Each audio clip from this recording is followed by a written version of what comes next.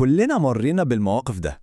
في قرار المفروض ناخده، بس بنلاقي نفسنا واقفين مكاننا، بنفكر ونحلل ونفترض سيناريوهات لدرجة إننا بنتجمد تماما ومش بناخد أي خطوة. دي مش حيرة عادية، دي حالة ليها اسم، وهو شلل التحليل. في الشرح ده هنفهم مع بعض إزاي نكسر الدايرة المقفولة دي ونتعلم ناخد قراراتنا بثقة، والأهم بسرعة. رحلتنا النهاردة متقسمة لكذا محطة. الأول هنفهم إيه بالظبط اللي بيحصل جوه مخنا لما بيتجمد. بعدين هنتعلم استراتيجيات عملية جدا زي عقلية الجيد بما يكفي، ومعانا كام أداة سريعة تساعدنا ناخد قرار في وقتها. وفي الآخر خالص هنشوف إزاي نحول ده لعادة عشان نفضل دايما بنتحرك لقدام. يلا بينا نبدأ بالجزء الأول، إزاي كتر الاختيارات بيخلينا نتجمد في مكاننا. فكروا معايا كده، آخر مرة كنت بتقلب في منيو مطعم كبير أو بتدور على فيلم تشوفه. ساعات كتر الاختيارات بيعمل شلل وبنحس بعجز غريب.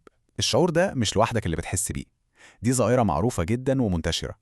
هو ده بالظبط تعريف شلل التحليل، إننا نفكر زيادة عن اللزوم في موقف معين لدرجة إن النتيجة النهائية بتكون إننا مش بنعمل أي حاجة خالص. حرفياً الحركة بتقف والوقت بيضيع على الفاضي. طيب، ايه بقى اللي بيحصل جوه دماغنا بالظبط لما بنوصل للمرحلة دي؟ الموضوع مش مجرد تردد وخلاص، لا، دي عملية كيميائية بتحصل في المخ.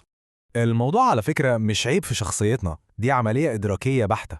الجزء المسؤول عن اتخاذ القرار في مخنا اللي هو قشرة الفص الجبهي بيحصل له زي ما بنقول اوفرلود أو حمل زايد. تخيلوا كده إنه زي جهاز كمبيوتر فتحنا عليه 50 برنامج تقيل في نفس الوقت، طبيعي جدا إنه يهنج. وهنا بقى بندخل في دايرة مغلقة بتسحب مننا كل طاقتنا. بنبقى محتاجين ناخد قرار، فبنبدأ نفكر زيادة عن اللزوم، والتفكير الزيادة ده بيولد جوانا خوف ورعب من إننا نختار غلط، والخوف ده بيخلينا في الآخر نهرب من اتخاذ القرار أصلاً ونرجع تاني لنقطة الصفر، حلقة مفرغة ومدمرة. زي ما الدكتور باغل بيوضح هنا، اللي بيحصل هو إن مخنا بيدخل في وضع الطوارئ. استجابة التوتر بتشتغل، فبندخل في وضع من 3: يا هجوم، يا هروب، يا تجمد. وفي حالة شلل التحليل المخ بيختار التجمد، وده اللي بيشل قدرتنا على اتخاذ القرار بالمعنى الحرفي للكلمة. طب إيه اللي بيوقعنا في الفخ ده من الأول؟ الأسباب كتير. ممكن يكون هوس المثالية، يعني لازم نلاقي الحل اللي ما فيهوش غلطة، أو الخوف من الفشل اللي بيخلينا نكبر أي نتيجة سلبية محتملة. وطبعا في عصرنا ده بنغرق نفسنا في كمية معلومات ومراجعات لا نهائية، وده بيسبب حاجة اسمها مفارقة الاختيار. كل ما الاختيارات بتزيد القلق كمان بيزيد معاها. بما إننا فهمنا المشكلة وأسبابها كويس، يلا بينا نشوف أقوى سلاح ممكن نستخدمه ضدها، وهو تغيير طريقة تفكيرنا نفسها. المفهوم ده اسمه satisficing، وممكن نترجمه ببساطة لعقلية الجيد بما يكفي. الفكرة هنا بدل ما نضيع عمرنا بندور على الحل المثالي اللي غالبا مش موجود أصلا، بنركز على أول حل كويس ومناسب بيحقق الشروط الأساسية اللي عايزينها. ده هو السلاح المباشر اللي بيقضي على هوس المثالية.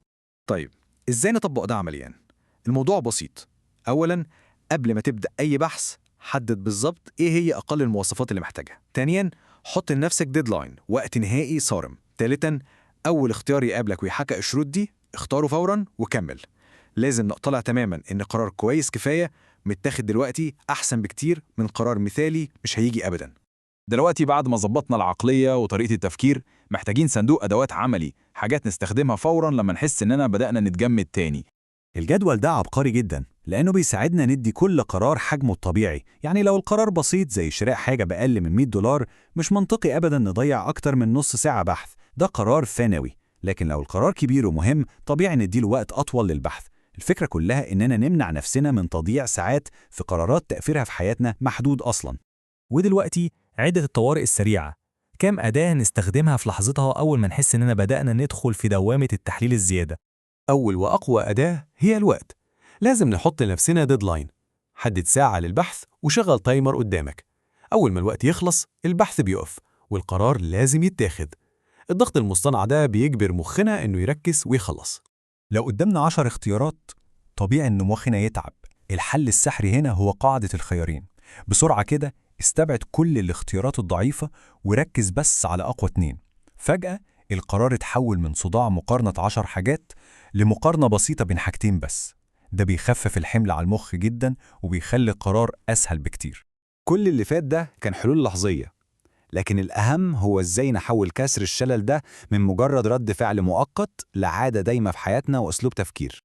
فكروا في اتخاذ القرار على إنه عضلة، كل ما بنمرنها كل ما بتقوى. ممكن نبدأ نمرنها على حاجات صغيرة وملهاش عواقب خطيرة، نقرر بسرعة هنفطر إيه، هنلبس إيه، هنسمع إيه دلوقتي. كل قرار صغير وسريع بناخده بيبني ثقتنا في نفسنا وبيجهزنا للقرارات الكبيرة اللي جاية بعد كده. شوفوا الحكمة دي. وينستون تشرشل لخص الموضوع كله في جملة عبقرية: إن السعي وراء الكمال المطلق هو أقصر طريق للشلل التام. وخلينا نختم بنصيحة دكتور باغل الذهبية دي: التقدم أهم من الكمال. إننا ناخد خطوة حتى لو مش كاملة 100% دايما نتيجتها بتكون أحسن من إننا نفضل واقفين في مكاننا غرقانين في تحليل ملوش نهاية. والسؤال الأخير ده هسيبه لكل واحد بيسمعنا: إيه القرار اللي كان متأجل وممكن يتاخد النهاردة دلوقتي؟ مش لازم يكون قرار كبير، نبدأ بحاجة صغيرة وناخد أول خطوة عشان نتحرك.